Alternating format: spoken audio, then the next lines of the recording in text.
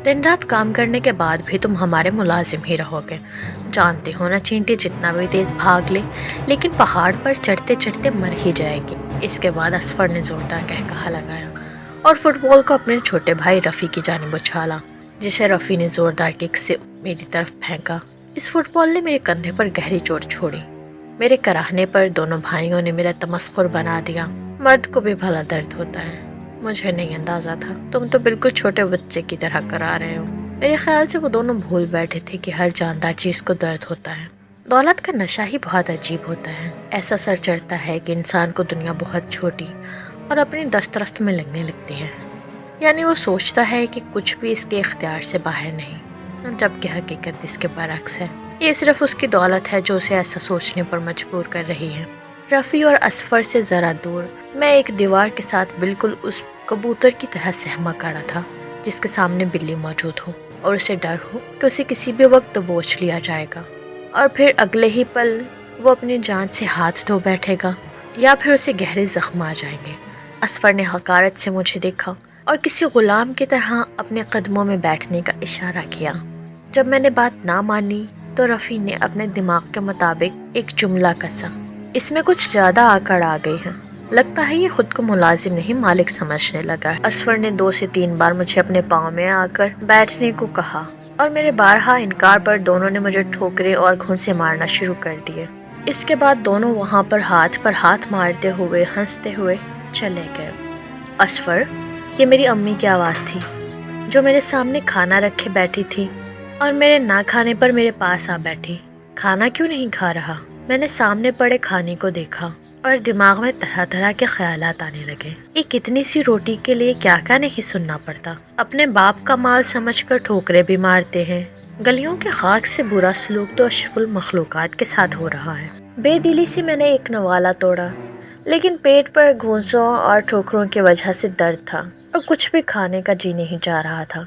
लेकिन फिर भी ज़बरदस्ती कुछ नवाले हलक से उतारने की कोशिश करने लगा। असफर, जल्दी खाना खा ले, फिर भैंसों वाले छत पे जाके मिट्टी डाल देना, वहाँ पर बहुत पानी टपक रहा है। अब वो बरसात के मौसम में दिन भर इसी फिक्र में फिरते रहते कि कौन सी छत टपक रही है और किस पे मिट्टी डालनी है। मैं सोचता हूँ हम गरीबों की भी अलग ही बरसात होती है। पूरी बरसात मुशक्कत में ही निकल जाती है। पहले गुलामी की थकावट, फिर बरसात की थकावट। न चाहते हुए भी मुझे मिट्टी डालने के लिए जाना पड़ा, क्योंकि ये जानवर असफर के बाप के ही थे। रहने के नाम पर इन्होंने हमें भैंसों के बाड़े के पीछे की जगह दे रखी थी, जो हर वक्त जानवरों की खुशबू से महकती रहती। बारिश इतनी तेज थी कि इसकी बूंदें नोकदार सुई की मानिंद महसूस हो रही थी। ठंड सी लगने लगी और चोटों की शिद्दत बढ़ती गई, इसलिए लकड़ी की सीढ़ी से नीचे उतरते वक्त मेरा पाँव फिसल गया। फिर क्या था, मजबूरन मुझे अम्मी अब्बू को रफ़ी और असफर के रवैये के मुतालिक बताना पड़ा। अबू मालिक के पास गए। इन्होंने अब्बू के सामने अपने लाडलों को हल्की फुल्की पटकार लगाई, लेकिन उसी वक्त मनाने के लिए नोटों का एक बंडल भी दे दिया, क्योंकि 2 लफ्ज़ों से उनकी झाड़ जो कर दी थी। खैर, अमीरों के औलाद के लिए तो वाकई पैसा हाथ की मैल है। अगले ही दिन रफ़ी और असफर ने हमारे घर का रुख किया। मुझे बड़ा भला सुनाने आए थे, लेकिन हमारी किस्मत ख़राब। मेरी बहनें सामने मौजूद थीं। रफ़ी और असफर ने अपनी शैतानियत का मुजाहरा किया और मेरी दोनों बहनों पर बातें कसने लगे। अम्मी ने हिम्मत करके मेरी बहनों को अंदर जाने को कहा, जिस पर असफर ने जाते जाते अपनी आवाज़ें कसना भी बंद ना की। अब्बू ने मालिक को शिकायत की कि इनके बेटे मेरी बेटियों पर आवाज़ें कसते हैं और अजीब अजीब जुमले आते जाते कहते हैं, जिस पर रफ़ी और असफर की माँ ने ये कह दिया कि अमीर घर के लड़कों को फांसने के बहाने हैं सारे। मेरी बीवी ने मुझे बहनों के रिश्ते करने का कहा, लेकिन तब भी हमारी गुर्बत आड़े आ गई। दोनों बहनों ने ओपन यूनिवर्सिटी से मास्टर्स किया हुआ था, लेकिन किसी को भी ये सब नहीं चाहिए था।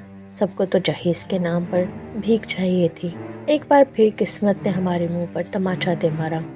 अब्बू ने अम्मी के इलाज के लिए और फिर बाद में किसी न किसी चीज़ के लिए असफर के बाप से कर्जा ले रखा था, जिसकी वजह से अब ये मुलाजमत छोड़ना भी मुमकिन नहीं था। मुझे और अब्बू को जो भी हो जाए इसकी मुलाजमत हर हाल में ही करनी थी। गांव में आते जाते राह में असफर और रफ़ी मुझे इतना तंग करते, चौक में खड़े होकर पूछते, क्या हाल चाल है तुम्हारी प्यारी प्यारी बहनों का, कभी हमारे घर भी भेजो इनको।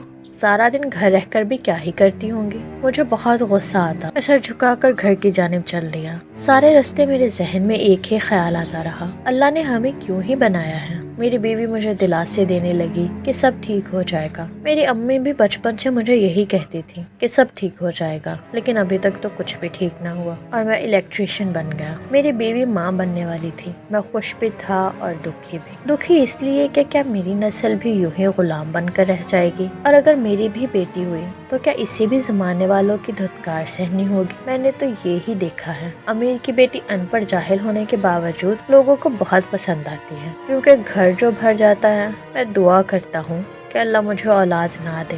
جب میرے والد ہماری قسمت نہ پھیر سکے تو میں کیا ہی کر لوں گا۔ میں پوری طرح مایوس ہو چکا تھا۔ رفیع اور اصفر کی ماں نے مجھے گھر پر بجلی سیٹ کرنے کے لیے بلایا۔ جب میں ان کے گھر پر پہنچا تو رفیع اور اصفر میری بہنوں کے بارے میں بات کر رہے تھے، ایسی باتیں کہ سن کر جی چاہ رہا تھا ان کو جان سے مار دوں، لیکن میرے اختیار میں کچھ نہیں تھا۔ کمرے کی وائرنگ سیٹ کرنے کے لیے میں نے 2 تاریں نکالی، ابھی ان کو ٹیپ سے جوڑنا باقی تھا۔ تبھی دونوں بھائی شراب کے نشے میں دھت وہاں پر آ گئے۔ ہاتھ میں ایک گلاس اور بوتل پکڑی ہوئی تھی، دونوں ایک گھونٹ بھرتے، پھر منہ سے شراب گلاس میں نکالتے اور دوبارہ اسی شراب کا گھونٹ لیتے۔ دونوں بھائی اپنا دماغی توازن بالکل کھو بیٹھے۔ یہ بالکل ایسا ہی تھا۔ جب بھی میں ان دونوں بھائیوں کو ایسی حالت میں دیکھتا تو ایک طرف شکر ادا کرتا کہ میری آخرت تو ان سے اچھی ہی ہوگی، اس بات کا مجھے ہر بار یقین ہو جاتا۔ ان کی ایسی حرکتوں پر ان پر ترس بھی آتا تھا۔ ان کے ماں باپ سمجھ رہے تھے دولت دینا ہی کافی ہے، اسی سے ان کا مستقبل ٹھیک ہو جائے گا، لیکن تربیت پر تو کسی نے دھیان ہی نہ دیا۔ وہ ماں جو اس غرور میں بیٹھی ہے کہ اس کے امیر بیٹوں کو پھانسنے کے لیے لڑکیاں ہتھ کنڈے اپناتی ہیں، وہ کیا ہی ان کی تربیت کرتی۔ خیر، دونوں بھائیوں نے مذاق میں ایک دوسرے کو بجلی کا جھٹکا لگا دیا۔ اللہ کا شکر ہے کہ میں نے اپنے حواس میں رہتے ہوئے جلدی سے سوئچ آف کر دیا تھا، ورنہ کیا تھا، دونوں بھائی ابدی نیند سو جاتے۔ اگلے دن غصے میں دھاڑتا ہوا ان کے باپ ہمارے گھر آ گیا اور اس نے الزام لگایا کہ میں ان کے بیٹوں کو نہ جانے کیا ملا کر پلاتا رہا، اور یہ اس بات کا غصہ نکال رہا تھا کہ انہوں نے اپنے بیٹوں کی شادی تمہاری بہنوں سے نہیں کی۔ وہ لوگ سوچ رہے تھے کہ میں اپنی بہنوں کی شادی ان کے بیٹوں سے کروانا چاہتا ہوں۔ اس بات کو لے کر ان کے باپ نے بھی مجھے خوب مارا پیٹا۔ میرے ماں باپ بس پاس کھڑے آنسو بہاتے رہے، اس سے زیادہ اور وہ کر بھی کیا ہی سکتے تھے۔ جب بہت وقت گزر گیا تو میرے باپ نے ہاتھ پاؤں جوڑے، تب جا کے اس نے مجھے چھوڑا۔ نشے میں دھت اس شخص کے بیٹے کو خود بھی علم نہیں ہوتا تھا کہ وہ کیا کر رہے تھے، اس لیے اس بات کا الزام مجھ پر لگانا کوئی بڑی بات نہیں تھی۔ اس بات کو ہفتہ ہو چکا تھا۔ مجھے اصفر اور رفیع نے حویلی پر بلایا کہ بجلی کا کچھ کام خراب ہے، اس لیے مجھے لازمی آنا ہوگا۔ جب میں حویلی میں پہنچا تو دونوں پھر سے نشے میں دھت تھے، اس لیے میں نے سوچا جلدی سے کام کروں گا اور یہاں سے نکل جاؤں گا، لیکن قسمت کو کچھ اور ہی منظور تھا۔ دونوں بھائیوں نے مجھے پکڑا اور رسی سے باندھ دیا، پھر لوہے کی سلاخوں سے مجھ پر وار کرنے لگے، پھر اپنے گھٹیا دماغ سے نازیبا جملے کسنے لگے، ایسے جملے کہ جن کو کہنا بھی مشکل ہے۔ درد کے مارے مجھ میں سکت بھی نہ تھی کہ ایک لفظ تک کہہ سکوں۔ میں تڑپ رہا تھا، لیکن ان دونوں فرعونوں کو ذرا بھی رحم نہ آ رہا تھا۔ پھر جب میری حالت بہت غیر ہو چکی تو مجھے سڑک کے بیچوں بیچ چھوڑا اور الزام لگایا کہ میں نے ان کے گھر میں چوری کرنے کی کوشش کی تھی، جس کی وجہ سے ان دونوں بھائیوں نے مجھے مارا پیٹا۔ میری بیوی مجھے دن رات دیکھ دیکھ کر روتی رہتی، سمجھ نہ آتا کہ کس کو اپنے اس حال کا الزام دوں۔ لیکن ایک ہفتے بعد میری ملاقات ایک وکیل خاتون سے ہوئی۔ وہ کافی مہربان اور رحم دل خاتون تھیں۔ انہوں نے مجھ سے حقیقت دریافت کی تو میں نے بھی اپنے سارے ہی دکھ درد کہہ دیے، کس طرح رفیع اور اصفر نے میرا جینا دھوبھر کر رکھا ہے اور کس طرح وہ لوگ ہمیں ہر جگہ پر ذلیل کرتے ہیں۔ سب کچھ ہی بیان کر دیا۔ انہوں نے مجھے حوصلہ دیا کہ وہ میرے ساتھ ہیں، مجھے بس ان کے خلاف ایک درخواست دینی ہوگی۔ میں نے ابو کو بتائے بنا ہی مالک کے بیٹوں کے خلاف درخواست جمع کروا دی۔ پولیس آئی اور مالک کے دونوں بیٹوں کو گرفتار کر کے لے گئی۔ حراست میں ان پر تشدد بھی ہوا، جس کا مالک پر گہرا اثر ہوا۔ خاتون وکیل اچھی اور اپنی فیلڈ کی ماہر تھی، اس لیے انہوں نے ہر ممکن کوشش کی کہ ان کے بیٹوں کو کم از کم 1-1.5 ماہ تو حراست میں رکھا جائے۔ اس لیے مالک کی کوشش کے باوجود ان کے بیٹے جیل سے رہا نہ ہوئے، جس کے بدلے میں وہ میرے باپ پر بہانے سے ہاتھ اٹھاتے اور آتے جاتے ان کو ٹھوکریں مارتے۔ یہ بھی اب برداشت سے باہر ہو رہا تھا، اس لیے میں خود ہی جا کر ان دونوں آوارہ لڑکوں کو چھڑا لایا۔ ہم غریبوں کے بھی الگ ہی دکھ ہوتے ہیں جو ہمیں ہرا دیتے ہیں، اور ہم ہیں کہ ہار بھی جاتے ہیں۔ گاؤں کے لوگ دونوں آوارہ بھائیوں سے افسوس کرتے کہ ایک معمولی لڑکی کے جھوٹے الزام کی وجہ سے انہیں جیل میں رہنا پڑا۔ ایسی باتوں نے ان کے اندر انتقام کی آگ بھڑکا دی۔ 20 دن کے بعد ایک شام کو ابو کا کوئی اتا پتہ نہ لگ رہا تھا۔ ہم پریشان تھے۔ مجھے خیال آیا کہ مالک کے کھیتوں والے مکان میں جا کر دیکھا، اور ایسا ہی ہوا کہ ابو وہیں پر موجود تھے۔ دونوں بھائیوں نے ابو کو ہاتھ جوڑ کر بیٹھنے پر مجبور کیا ہوا تھا اور کہہ رہے تھے کہ ابو ان کے پاؤں پر سر رکھ کر معافی مانگیں گے۔ اگر ایسا نہ کیا تو پورے علاقے میں کتا بنا کر دوڑائیں گے۔ یہ سب دیکھنا بہت مشکل تھا، اس لیے میں اسفر پر چڑھ دوڑا۔ اتنے میں دونوں بھائیوں نے مجھے دبوچ لیا اور ایک طرف رسیوں سے جکڑ دیا۔ میرے پورے جسم میں چاقوؤں سے اتنے وار کیے کہ فرش لہو لہان ہو گیا۔ میرا باپ ان دونوں شیطانوں کی منتیں کرتا رہا، پر ان کو ذرا بھی ترس نہ آیا۔ وہ لوگ تب تک چاقوؤں سے وار کرتے رہے جب تک کہ عالم کی جان حلق سے نہ نکل گئی۔ پھر عالم کے باپ کو باندھا اور گاؤں کے ایک طرف چھوڑا اور عالم کی لاش کو کنویں میں پھینک دیا۔